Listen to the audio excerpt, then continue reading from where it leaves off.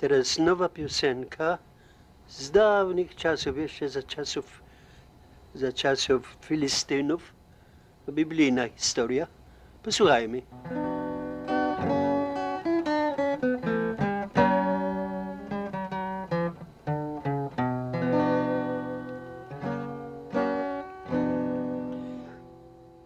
Historii świata. Roman W. Golla was born in 1917. Though difficult to determine where, all evidence points to the mountains of southern Poland, a world of highland culture, gypsy caravans, and deep winter snows. Few details of his early life are known, but Roman occasionally talked of spending time in a Nazi slave labor camp in occupied France. Liberated in 1945, but finding the Russian presence in Poland stifling, Roman made his way into Western Germany with the intention of immigrating to America.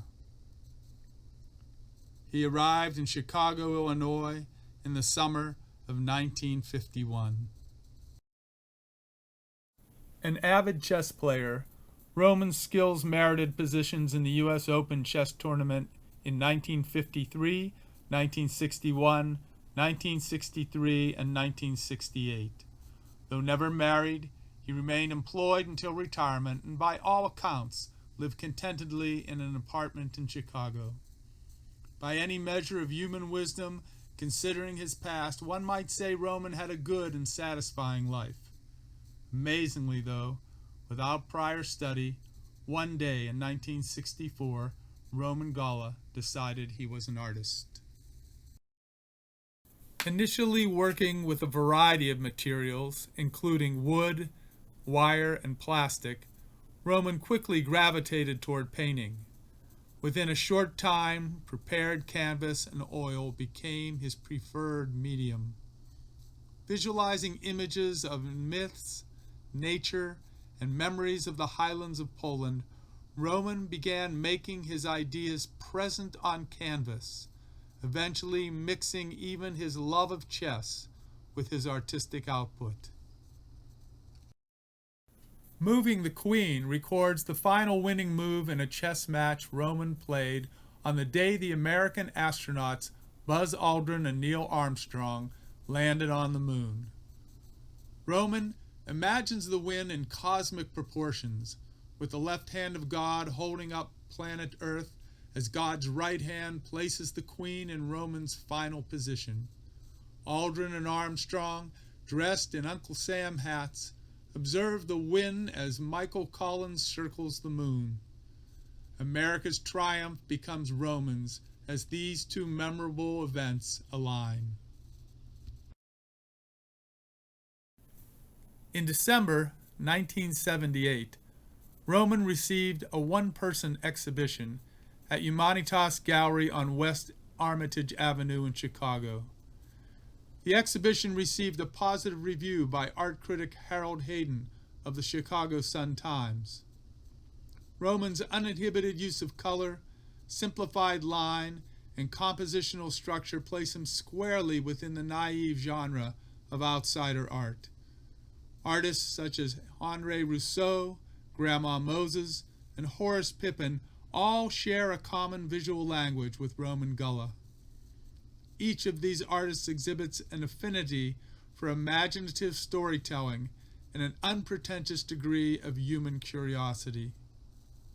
By vividly responding to dreams, callings, and an awareness of life outside the visible world, Roman opens a wide and inner narrative as bright as the summer sun and as deep as a clear night sky.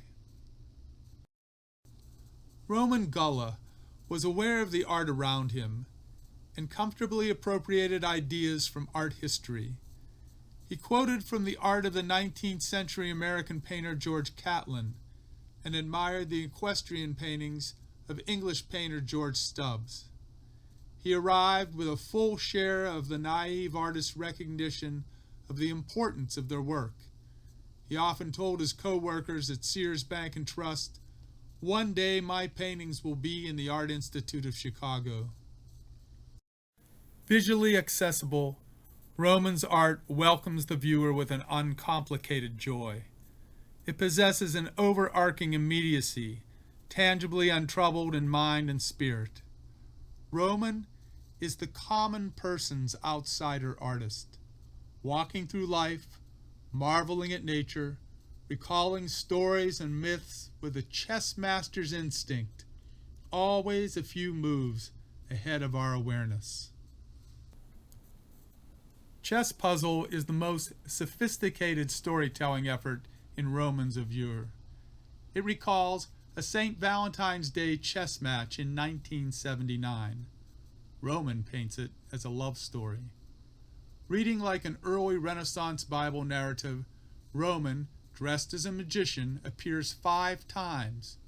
The painting narrates from right to left, with Roman entering the door, accompanied by a woman warning him of the distractions in front of him. Roman appears again in the middle of the composition, playing chess. His opponent has trapped him in a chess conundrum. Roman turns his eyes toward the viewer with outstretched arms, presents the problem. Not all is lost. The open book at the bottom left records 9 moves Roman used to win his bride. Roman's artistic purpose is to make his experience our experience, and to enkindle and paint an ever-present sense of wonder.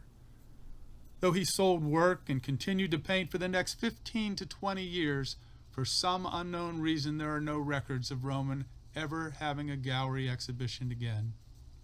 He died alone, surrounded by over 90 paintings, in December of 2001. Without a direct heir, the city of Chicago saw to his burial and the removal of the contents of his apartment, eventually giving them to a distant relative. This unknown relative sold the paintings to a prospective gallery owner, who, without an actual gallery to exhibit work, placed the paintings in storage. In 2014, with the gallery still unrealized, Roman Golla's paintings appeared on Craigslist. And this is where the story begins anew. Imię silnego Samsona, opinia budzi uznanie, lecz zawód miłosny zostanie.